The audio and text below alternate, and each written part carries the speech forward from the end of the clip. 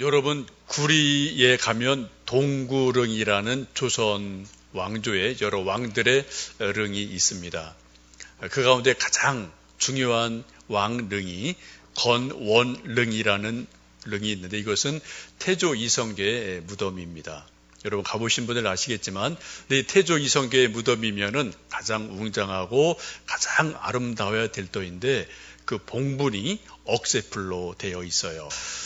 이것이 태조 이성계의 왕릉, 건원릉의 현재 모습입니다. 여러분, 일반적으로 우리가 무덤을 쓰면은 이제 봉분을 이렇게 하고 거기에 잔디를 다 덮습니다. 그래서 흙이 또 내려오지 않고 또 뭔가 이렇게 이불 같은 느낌이 있기 때문에 봉분을 덮어줍니다. 왕이라면은 가장 좋은 금 잔디를 봉분으로 입힐 법한데 그런데 저기 보시면 억새로 봉분을 만들어 놓았습니다. 여기에는 아주 이런저런 특별한 사연들이 있죠. 여러분 아시는 것처럼 함흥차사라는 말을 여러분 아실 겁니다. 태조 이성계가 고려를 멸하고 조선을 개국합니다. 그 과정에서 많은 살상들이 있게 되고 왕 자리를 놓고 여러 아들들이 다툼을 하게 됩니다.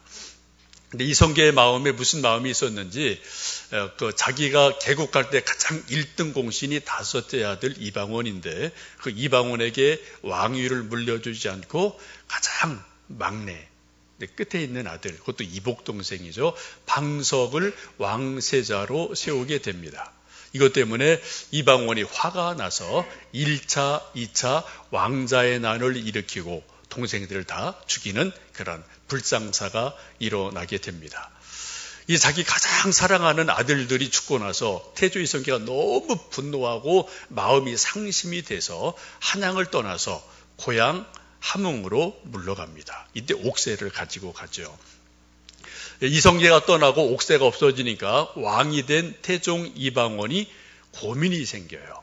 왕의 정통성에 문제가 생깁니다. 옥새가 없으니까. 또 하나는 아버지 왕이 없으니까 이게 또 체면이 서지를 않는 그런 어려운 일이 있어서 어떻게 하든 아버지를 다시 한양으로 모시고 오려고 차사 왕의 심부름꾼을 여러 번 함흥으로 보내게 됩니다. 그런데 분노한 이성계는 이방원의 심부름꾼 차사가 오면 오는 대로 다 죽이는 일들이 일어나죠. 이런 일들이 여러 번 반복이 됩니다. 이제 마지막에는 이제 가게 되는 사람이 박순이라는 차사가 가게 되는데 이 사람은 이성계와 고려 말에 함께 전장을 누빈 동료이고 부하 장수입니다. 요동 정벌에도 함께 했었고 위화도 회군할 때도 함께 이성계 도왔던 아주 훌륭한 신하이고 부하이고 동료인 박순이라는 사람이 있는데 이 사람이 자원해서 내가 가서 태조 이성계의 마음을 좀 돌려보겠습니다 라고 가게 되죠. 이때 갈 때 이 박순이라는 사람이 지혜를 모아서 이제 어미 말을 타고 그리고 망아지를 끌고 함흥으로 가게 됩니다. 그리고 망아지를 멀찍이 묶어놓고 이제 또 말을 타고 이제 이성계를 만나러 갑니다. 한참 이야기를 하는 동안에 동구 바깥에서 망아지가 슬피 울으니까 그 어미 말이 또 같이 화답을 하고 울어요. 자꾸 시끄럽게 어미 말이 울고 새끼 망아지가 울고 이런 일이 반복이 되니까 이성계가 뭐 이렇게 시끄럽냐라고 물을 때 그때 그 기회를 봐서 박순이라는 사람이 임금님 저 미물들도 어미와 새끼가 떨어져 있으니까 저렇게 구슬피 울고 있지 않습니까? 임금님 아무리 마음이 상하셔도 지금 한양으로 가셔서 아들을 좀 용서해 주세요 라고 간곡하게 부탁을 합니다. 이 말을 들은 이성계의 마음에 감동이 되어서 돌아가마 라고 약속을 하죠. 그리고 박수는 떠나게 됩니다. 그런데 그 이성계 주변에 있던 몇몇 신하들이 임금님 가시면 안 됩니다. 아주 강력하게 반대를 하고 저 차사도 죽여야 됩니다. 이런 강력한 반대가 있어서 이성계가 마지못해서 시간을 좀 끌다가 이제 자기 부하들에게 말하죠. 지금 박순을 쫓아가서 흑룡강이라는 강이 있는데 그 강을 건너갔으면 살려줘라. 그 강을 건너지 못했으면 죽여라. 그런 명령을 내립니다. 이성계의 부하들이 열심히 달려가 보니까 무슨 일이 있었는지 배탈이 났는지 어떻게 일이 지체가 돼서 박순이라는 사람이 막 강을 건너려는 그런 찰나예요. 그래서 불러 세워서 그 박순도 역시 죽게 됩니다. 이 소식을 들은 이성계가 아주 애통해하면서 결국은 이제 또 한양으로 돌아오죠. 박순이라는 사람의 충성스러운 모습을 후대가 기억해서 충북 음성에 가면은 그분을 기리는 사당이 있습니다. 그분의 고향이 음성이고 또 이제 무덤이 음성에 있거든요. 그래서 지금 박순이라는 충신의 사당이 지금도 있어서 우리 500~600년 전에 우리나라 이런저런 역사들을 이곳저곳에서 볼 수가 있습니다. 몇 년 지나서 태조 이성계가 죽게 되었을 때 아들에게 유언을 남깁니다. 나를 고향 함흥에 묻어다오 라고 유언을 하게 되는데 이방원이 그 말을 듣고 고민을 해요. 함흥이 너무 멀으니까 자주 찾아뵐 수 없어서 부득이하게 지금 동구릉 구리 쪽에다가 자기 아버지 태조 이성계의 묘자리를 만들고 거기에 릉을 만듭니다. 근데 묘한 것은 왕릉을 만들면 전국에서 가장 좋은 금잔디를 입혀드려야 되는데 억새풀을 입혔다는 거죠. 거기에는 자기 아버지의 고향 함흥에 있는 그런 억새를 가져다가 아버지의 봉분에 이불처럼 덮어드리면서 아버지가 고향으로 가고 싶었는데 모시지 못한 것, 또 살아서 여러 가지 불효한 것, 이런저런 미안함, 죄송함 이런 마음들이 있어서 아버지 고향 땅에 흙을 파오고 억새를 가져다가 아버지 누워 계신 무덤의 봉분을 억새풀로 해놓은 그러한 이야기가 있습니다. 이거는 팩트예요. 지금도 여러분 혹시 구리에 가보시면은 지금도 이성계 태조 그 왕릉에 억새풀이 자라고 있고 매년 보면은 가을에 사람들이 그 봉분에 올라가서 낫으로 억새가 워낙 키가 크니까 다 이렇게 베는 그러한 모습 여러분 혹 보실 수가 있을 겁니다. 제가 이 시간 설교 시간에 왜 이렇게 길게 서론적으로 함흥차사 이야기를 하고 억새풀 이야기를 할까요? 그 이유는 우리 역사 속에서 일어나는 많은 사건들, 우리 개인에게서 일어나는 이런저런 일들과 사건들, 우리 가정에서 일어나는 이러한저런 일들과 사건들, 교회에서 일어나는 많은 이런저런 일들이 다 성경 속에 다 있다는 거예요. 물론 똑같진 않죠.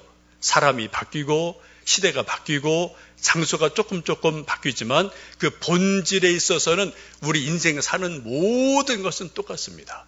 그래서 전도서 말씀을 보시면 지혜왕 솔로몬이 말하기를 해 아래 새 것이 없다. 해 아래 새 것이 없다. 다 비슷해요. 다 비슷해요. 본질은 똑같습니다. 여러분 우리가 인생을 살면서 저는 저대로 때때로 고민이 있고 어려움이 있고 또 여러분 나름대로 가정의 자녀 일도 때문에 고민과 근심 걱정 다 있으시죠. 인생이 원래 그런 겁니다. 여러분 그런 문제 있을 때 여러분 그 답을 어디에서 찾으시겠습니까?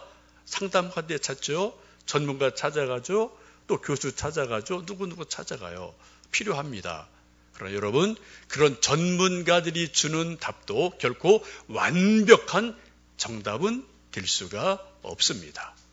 우리 인생의 수많은 문제, 수많은 고민, 이런 인생의 문제에 대한 완벽한 답은 오로지 성경 말씀, 하나님 말씀만이 우리에게 완벽한 답이 되는 것을 우리는 성경 속에서 찾아볼 수 있습니다. 그래서 여러분 성경 읽으실 때 그냥 슬슬 읽으시면 안 돼요. 기도하시면서 읽으셔야 돼요. 뭔가 생각하시면서 읽으셔야 돼요. 묵상하시면서 성경 여러분 읽으셔야 됩니다. 성경 공부하시면서 읽으셔야 돼요. 때로 볼펜으로 줄도 긋고 여러분 메모도 하고 퀘션 마커도 치고 이런 것을 하시면서 여러분 성경 읽으셔야지 성경 속에 있는 하나님의 말씀, 하나님의 진리의 말씀을 우리가 알게 되고 우리가 고민하는 현실의 문제, 내 문제, 자녀 문제, 우리 문제들을 성경 속에서 답을 얻을 수가 있다는 것입니다.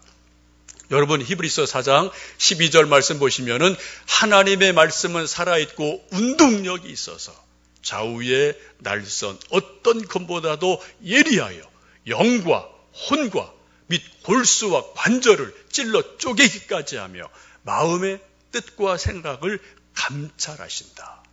우리 영혼을 하나님 말씀이 알고 지혜를 주셔요. 우리 육체 질병을 고쳐주십니다. 마음의 뜻과 생각, 우리 감정, 마음, 심리 상태 이런 모든 것들이 성경 속에 다 있어요, 여러분. 우리가 저나 여러분이나 우리가 인생에 이런저런 일을 겪을 때마다 여러분 그 답을 얻어요.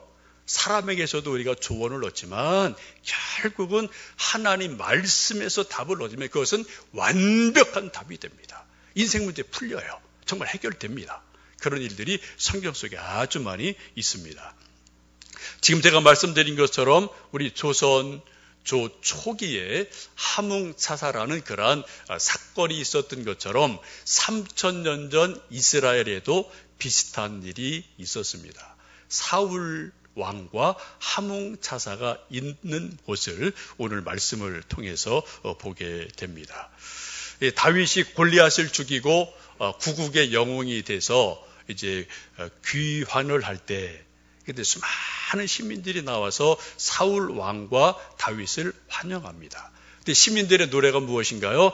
사울은 천천히요, 다윗은 만만히로다 라는 막 노래를 부르고 환영을 해줍니다. 이 노래 소리를 듣고 사울 왕이 마음이 아주 그냥 기분이 싹 나빠졌어요. 시기심이 일어나기 시작합니다. 현직 왕을 천이라고 말하고 이제 일개 청년 장수인 다윗을 만이라고 얘기해요. 10배나 더 낫다는 거죠. 이 청년 장수가. 이 말을 들은 왕의 마음이 큰 근심이 생기고 시기심이 발동을 합니다. 근데 그때부터 이 다윗을 어떻게 하면은 죽일까라는 고민이 사울 왕의 마음속에 계속 자라게 돼요. 이때부터 사울 왕이 한 일은 딱 하나밖에 없어요. 어떻게 하면은 저 다윗을 제거하느냐. 이 일에 왕이 몰두하는 것이 사울 왕의 후반부의 모습이기도 합니다. 죽을 고비를 참 많이 경험하게 되는데 한 번은 이제 딸을 미가를 주고 또 이런저런 계략을 꾸미죠. 그리고 또 집을 포위하고 죽이려고 할 때 그날 밤에 미갈이 기지를 발휘해서 다윗을 이제 창 바깥으로 몰래 도망시키고 살아나게 됩니다. 이때 이 도망을 간 다윗이 도망간 곳이 오늘 성경에 나오는 말씀처럼 라마라는 곳으로 도망을 갑니다. 좀 지도를 보여드리겠습니다. 지도를 보시면 제가 빨갛게 되어 있는 곳이 기브아예요. 저기가 사울 왕의 고향입니다. 지금 기브아에 사울 왕이 있어요.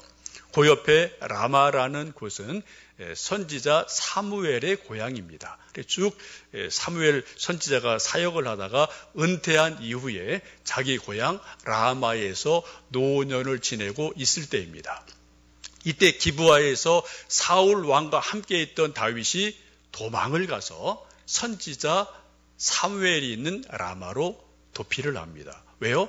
사무엘은 국부 같은 존재거든요. 사울 왕도 기름 부어 세운 왕이기 때문에 비록 사울이 왕일지라도 사무엘을 함부로 대할 수는 없는 그런 아주 절대적인 존재이기 때문에 지금 다윗이 사무엘에게로 도망을 가서 라마에서 얼마간 있게 됩니다.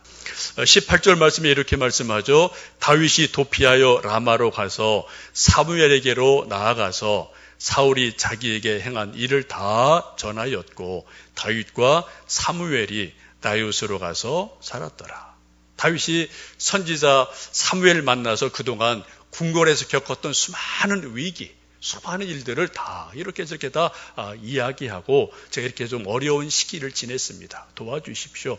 어떻게 하면 좋을까요? 라고 상담도 하고 위로도 받고 이런 시간을 다윗이 사무엘과 더불어 시간을 지내게 됩니다. 이 소식이 사울 왕에게 전해졌어요. 지금 다윗이 도망가서 라마에 있는데 선지자 사무엘과 함께 있습니다. 이 말을 들은 사울 왕이 분노를 해서 전령들을 보냅니다. 전령은 쉽게 말하면 다윗 체포조예요. 다윗 체포조를 특별하게 특공대를 만들어서 몇 사람 군대를 보내게 되죠. 이것을 우리식으로 말한다면은 태권도 5단, 합기도 5단, 권총 100발 100중 이런 특별한 그런 아주 특공대를 몇 사람 팀을 만들어서 가서 다윗 잡아와라. 만약에 저항하면은 사살해도 된다. 이런 왕의 특별한 명령을 내려서 지금 다윗 체포조 특공대가 라마로 가게 됩니다. 그런데 놀라운 것은 이 특공대들이 가서 다윗을 잡으러 갔는데 사무엘이 있고 다윗이 있고 또 사무엘의 제자들이 같이 있는 자리인데 라마에 그곳에 갔더니 이 군인들이 다 총을 버리고 활과 창을 다 벌어버리고 그리고 거기서 같이 찬송을 불러요. 막 손뼉치고 찬송 부르고 할렐루야 막 이렇게 신나게 찬송 부르고 그리고 같이 밥을 먹고 친구가 돼서 어울려서 다윗 잡아올 생각은 안 하고 거기에서 찬송 부르고 노래하고 기뻐하는 그러한 일이 일어납니다. 이 소식을 들은 사울왕이 또 화가 나죠. 더 두 번째는 더 강력한 팀을 만들어서 보내요. 두 번째 팀은 똑같은 일이 일어나요. 세 번째는 더 강력한 사람들을 정신부장을 확실하게 시켜서 다윗 잡아와라. 아니면은 사살해도 된다. 이런 망명을 내려서 세 번째 팀을 보내는데 그들 역시 가서 다 갈창 다 벗어버리고 같이 춤추고 찬송하고 예언하고 예배드리고 밥 먹고 같이 친구가 되는 일들이 일어난다는 것을 오늘 말씀을 하고 있죠. 여러분 이 말씀이 참 묘하지 않습니까?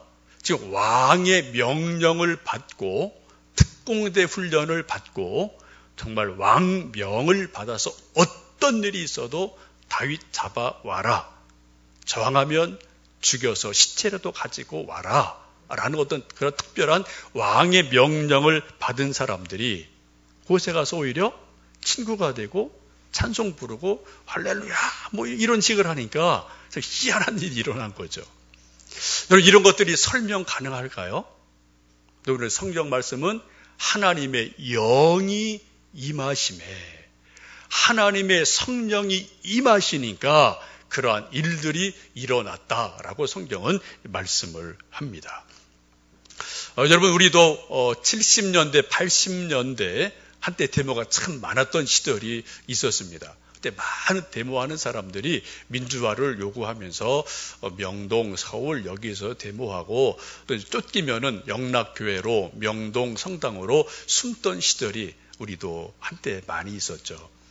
그때 많은 사람들이 데모하다가 영락교회 아니면은 명동 성당 들어가면 경찰이 쉽게 들어가지를 못해요.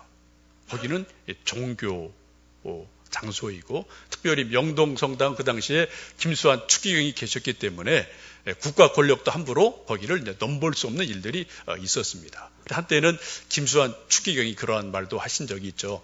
이 안에 있는 사람들 잡아가려면은 나를 밟고 신부들을 밟고 수녀들 밟고 그리고 들어가서 잡아가라. 이렇게 아주 강력하게 보호막을 해준 적이 있어서 한때 또 많은 도피처가 됐던 일들이 있습니다. 여러분 이거 이렇게 상상을 해보셔요.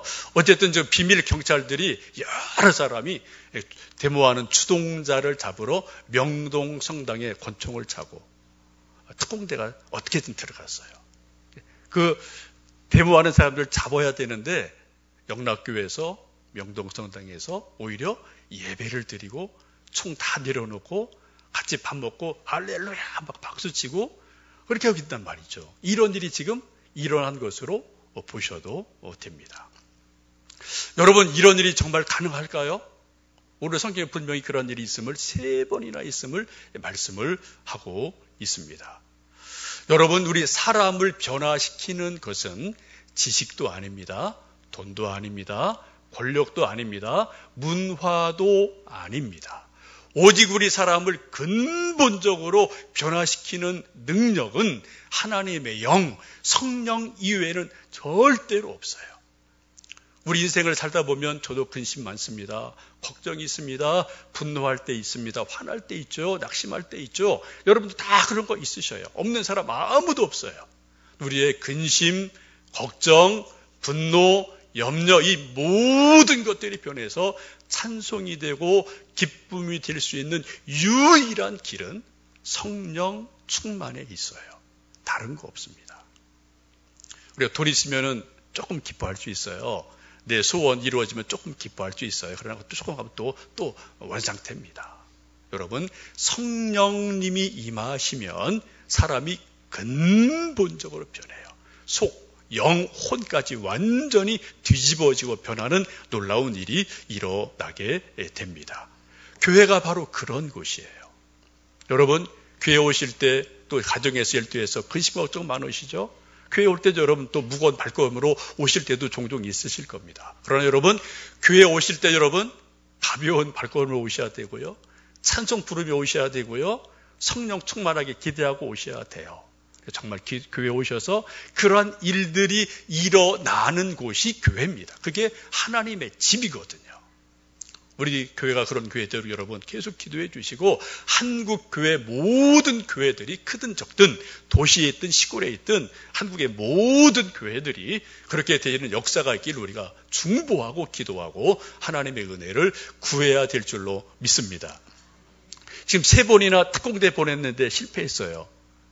소위 함흥차사입니다. 소식이 없어요. 왕이 화가 나서 이번에는 마지막에는 왕이 직접 군대를 이끌고 그곳을 찾아가게 됩니다. 아마 사울 왕이 그렇게 생각했을 겁니다. 이 녀석들이 정신 상태가 다 이게 그냥 형편이 없구나. 정신부장이 덜 됐구나. 오히려 가서 설득당했구나. 라고 왕은 생각을 했을 겁니다. 그런데 다윗에게 설득당한 게 아닙니다. 누가요? 하나님의 성령께 그들을 무장 해제시키신 거예요. 그들을 만지신 거거든요. 그래서 지금 사울왕이 또 독한 마음을 가지고 마음을 단단히 붙잡고 자기 특공대를 이끌고 사울왕이 직접 라마로 가게 됩니다. 그런데 놀라운 것은 사울왕에게도 이러한 일이 일어났다는 거죠. 오히려 더 심각한 일이 사울왕에게 일어났음을 오늘 성경은 말씀합니다. 우리 23절, 24절 말씀 함께 읽어보십니다. 사울이 라마 나요스로 가니라.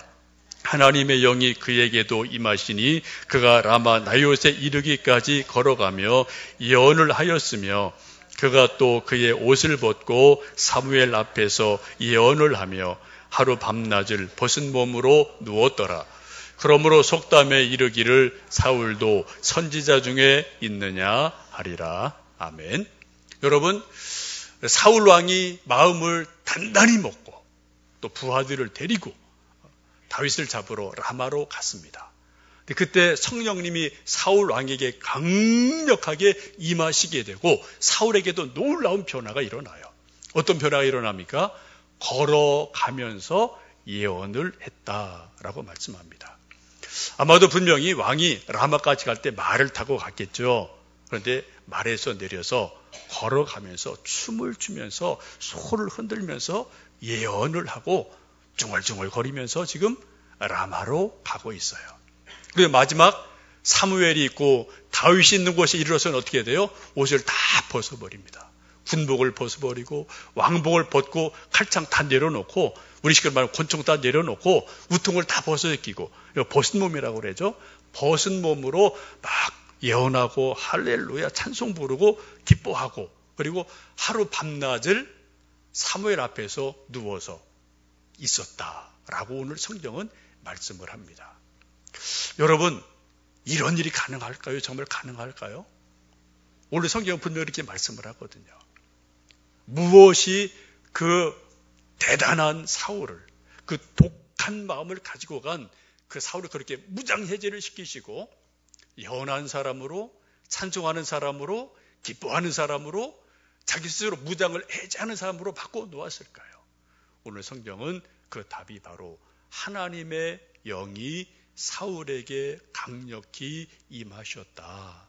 성령님이 임하셨다라고 성경은 말씀합니다. 여러분, 우리도 인생을 살다 보면 근심, 걱정 다 있습니다. 때로 독한 마음이 있습니다. 시기심이 있습니다. 분노 있습니다. 없는 사람 아무도 없죠. 개인도 있고 집단도 있고 높은 사람도 다 있어요. 좀 보면 그런 거 세상에 가득 차 있지 않습니까? 여러분, 독한 마음을 품으면 참 묘한 거는요, 그 독이 상대방을 죽이기 전에 누가 먼저 죽어요? 내가 먼저 죽어요. 도끼가 어디부터 퍼져나갈까요? 내 속에서 도끼가 나가죠. 그죠? 그게 내 속을 다 썩게 합니다. 스트레스가 되고 자기가 그것이 병이 되고 자기 영혼이 자기 몸이 망가지거든요. 내 도끼가 저쪽 가기 전에 내 속에서 이게 먼저 나한테 작용을 한단 말입니다. 여러분 이 세상 보시면 점점점 독해지는 것 같아요. 세상 자체가. 여러분 지금 뉴스 가끔 보시면은 요 근래도 또 어떤 사람 뭐 계속 뉴스에 오르락 내리락 하는 것 같은데 그 사람 독한 사람 같더라고요. 엄청 독한 사람 같아요. 근데 여러분 그런 도끼가 결국 누굴 죽여요? 자기를 죽이는 거예요. 결국 자기 죽이는 거예요. 여러분 우리가 이 세상이 점점 독해지고 악해질 때 우리가 세상 이기는 방법은 두 가지입니다. 하나는 내가 그 사람보다 더 독하면 돼요. 내가 독이 10이 있다. 근데 상대방의 독이 100이다. 그럼 내가 져요. 인간은 그런 관계죠. 그죠? 또 독도 힘이기 때문에 도끼를 더 10배, 100배 더 많이 품는 사람, 여러분 그 사람은 세상이 이기지 못해요. 죽기로 달렸는데 어떻게 그걸 이기겠습니까? 독을 더 10배, 100배 품으면 이길 수 있어요. 근데 결국은 자기가 먼저 독기 때문에 자기가 먼저 상하고 무너지고 죽습니다. 성경은 그런 것을 말씀하지 않아요. 세상 방법이에요. 성경이 말씀하는 방법은 무엇입니까? 성령 충만해라. 성령 충만하면 하나님이 내 마음도 만져주시고 그 사람 마음도 만져주신다. 그리고 풀어주신다라고 성경은 분명하게 말씀을 합니다. 여러분 사람들의 분노와 시기심과 독을 풀어가는 가장 강력한 해독제는 더 독한 독이 아닙니다. 오늘 성경은 성령 충만이다 라고 분명하게 말씀을 하고 있습니다. 왜요? 성령의 열매는 사랑과 희락과 화평과 오래 참음과 자비와 양선과 충성과 온유와 절제니 이와 같은 것을 금지할 법이 없느니라. 이것을 이길 법이 없다라고 성경은 말씀을 하고 있습니다. 사울왕이 3번이나 특공대를 보냈습니다. 실패했습니다. 함흥차사가 되었습니다. 왕이 직접 더 강력한 군대를 끌고 갔지만 역시 그 왕 자신이 무장 해제를 하고 옷을 벗어버리고 사무엘 앞에서 찬송하고 할렐루야 노래를 부르고 예언하는 놀라운 일이 일어나서 어떻게 해요? 속담이 됐다고 하죠. 그래서 이스라엘 속담에서 말하기를 사울도 선지자 중에 있느냐라는 속담이 생겨서 오랜 동안 이 속담이 전해져 오고 있음을 보게 됩니다. 여러분, 우리도 인생을 살다 보면은 마음속에 근심, 걱정, 분노 등등 우리 다 누구나 다 있죠. 저도 있고 여러분도 있고 다 있어요. 우리 인간이기 때문에 어쩔 수 없습니다. 근데 그런 문제들을 풀어갈 수 있는 가장 분명한 길, 그것은 오늘 성경이 말씀하기를 성령 충만합니다. 하나님의 영이 임하시는 길 이외에는 없다라고 분명하게 성경은 말씀을 합니다. 누가복음 11장에 보시면 예수님 말씀하기를 구하라 주실 것이요 찾으라 찾을 것이요 문을 두드리라 열릴 것이다 라고 기도에 대해서 약속을 하시죠. 그리고 그 끝에 가시면은 이런 말씀이 있어요. 구하는 자에게 성령을 주시지 않겠느냐. 이 말씀이 무엇을 말씀합니까? 예수님께서 말씀하는 구하라 찾으라 문을 두드리라 그러면 주신다. 우리 일상의 기도 제목이죠. 그런데 가장 우리가 최종적으로 구하고 찾아야 될 게 뭐라고요? 바로 성령 충만이다라고 누가복음 11장에서는 말씀하고 계세요. 이게 되면 그 앞에 있는 것은 다 저절로 해결이 되게 돼 있습니다. 예수님 십자가 달려 돌아가시고 3일 만에 부활하시고 승천을 하십니다. 승천할 때 예수님 마지막 제자에게 부탁하신 유언 같은 당부가 뭔가요? 예루살렘을 떠나지 말고 하나님의 약속하신 성령을 기다려라 라고 마지막 당부를 하세요. 그리고 승천하십니다. 이 말씀을 들은 12 제자와 120명의 성도들이 마가 다락방에 모여서 오로지 기도하기에 힘썼다라고 성경은 말씀합니다. 많은 성삭자들은 이 마가 다락방, 저도 가봤는데 크질 않아요. 120명이 모여서 거기서 밥해 먹고 설거지하고 이렇게 할 수 있는 그런 공간이 이렇게 쏙 되질 않거든요. 많은 성삭자들은 그것을 해석하기를 120명의 성도들이 금식하며 하나님의 약속을 붙들고 예수님 마지막 당부 말씀 붙들고 오로지 기도하기에 힘썼다라고 말씀을 하는데 저도 동의를 합니다.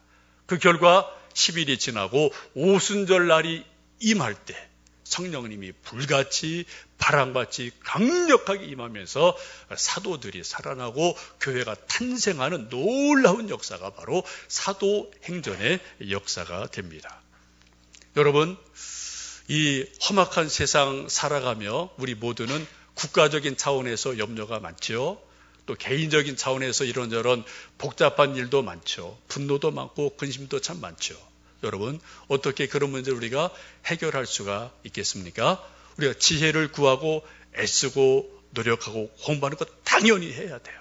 그러나 성경은 말씀하기를 성령이 임하시면 그 문제의 근본을 해결하신다. 그 문제의 근본을 해결하신다고 말씀을 합니다.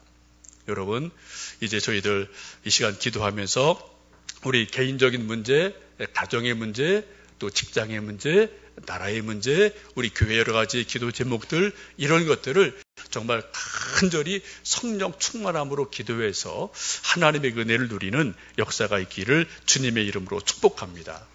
이제 다다음 주 일주일간 저녁 시간에 8시부터 9시까지 나라 위에, 가정, 자녀 위에, 여러분들 개인 위에, 교회에 저희들 좀 5일간 월요일부터 금요일까지 특별 저녁 기도회를 하려고 합니다. 여러분 시간 좀 미리미리 준비해 놓으시고 8시부터 9시까지 저녁 시간에 함께 오셔서 하나님 우리에게 성령 충만함을 주십시오. 저도 이런 저런 고민이 있고 문제 있습니다. 아뢰고 기도해서 하나님의 성령께서 우리를 만져주시고 우리를 고쳐주시고 우리를 새롭게 하시는 놀라운 응답들이 있기를 주님의 이름으로 축복합니다.